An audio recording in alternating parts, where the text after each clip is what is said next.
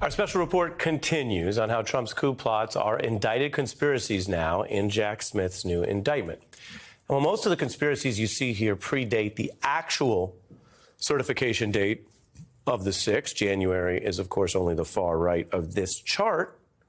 By the end of the indictment that came out this week, the focus does then turn to how Trump enlisted Pence to use his ceremonial role at the certification to fraudulently alter the election results.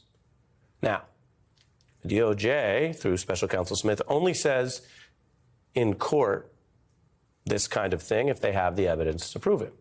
And we've seen now some of the receipts, including in the new indictment, the first ever reference to contemporaneous notes by Mike Pence himself about Trump issuing those illegal orders.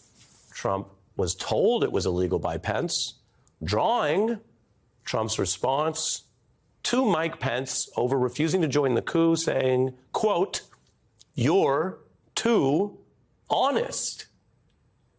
Now, the indictment hammers that because it's bad for Trump as a defendant.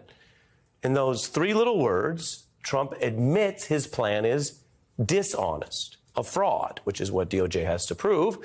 Trump clearly using the word honest differently than many, a bit more like the artist Future when he raps that he's honest about his lying ways.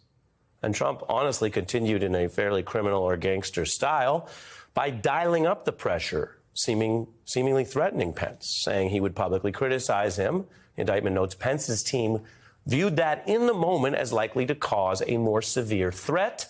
They warned the Secret Service needed to prepare for it, and here it went. If Mike Pence does the right thing, we win the election. I hope Mike has the courage to do what he has to do. The crowd got the message. Soon came the chance of hanging Mike Pence from the mob. Pence had to flee to safety, and that riveting but ultimately scary security footage that was released that you see on the right, that's all context for what became the last-ditch plot to hijack the January 6th certification. The plan was simply this. We had over 100 congressmen and senators on Capitol Hill ready to implement the sweep. Jim Jordan and Matt Gaetz, always stepping forward. We're briefing them. We're going to have a session today. The remedy was for Vice President Pence, as the quarterback in the Green Bay sweep, to remand those votes back to the 6 battleground states. Do you realize you are describing a coup? No. That was Trump aide Peter Navarro in our interview. He was serving in the White House at the time. He was named by Trump in the first tweet announcing a January 6th gathering that would be wild. Mr. Navarro, like Mr. Bannon, were part of the political aides, in addition to these now unindicted co-conspirator lawyers who were cooking up all these different routes to hijack the 6th. And one of them was to deny certification but claim delay. That's where our broadcast began tonight, actually, with Trump lawyers talking about, oh, we need time, we need 10 days. And Navarro doubled down on that.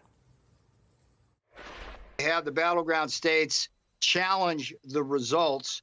That would trigger 24 hours of hearings. Mike Pence's job at that point was to take 10 days and go back and give the state legislatures, who really are the ones who have the power to determine whether an election is fraudulent, to give them a second look.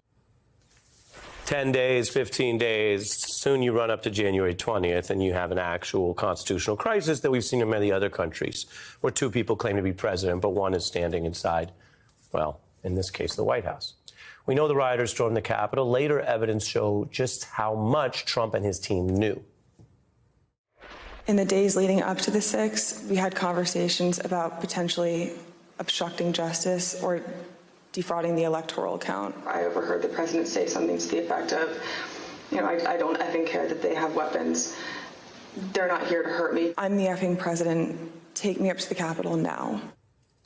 Smith does not put in writing the claim that we heard in the impeachment that Trump literally incited the entire insurrection. Instead, he focuses on the criminal evidence that Trump exploited the violence as it occurred and after, knowingly using it as part of these plots I've shown you. That'll be key at trial. Indictment showing they have receipts that late into the night, after law enforcement restored order at the Capitol, Trump continued this same set of plots to hijack the certification, exploiting the violence. That's how Smith puts it. They attempted to, quote, exploit the violence at the Capitol, calling lawmakers based on knowingly false claims of election fraud to delay the certification. At 6 p.m., they were calling 2 senators, 6 other lawmakers around 7 p.m., and then another Hail Mary by co-conspirator John Eastman, as I mentioned, pressing Pence's lawyer in writing to do this. Now, I don't know why they thought, after trying to get Mike Pence literally killed, that he would be taking their calls or joining their plot. But it doesn't matter. Many, many defendants and later convicted criminals have been caught acting in ways that are dumb, brazen, and illogical. Indeed, most of law-abiding society is organized around not acting that way. So it's not actually surprising if you've been around criminal trials to see stuff that doesn't even make sense. The problem for Donald Trump is not one, not two, but many, multiple such efforts after the violence went down. Jack Smith isn't saying he has to prove that Trump knowingly incited it, whether you think he did or not. Jack Smith is saying he used the violence above and beyond everything else to stage his coup.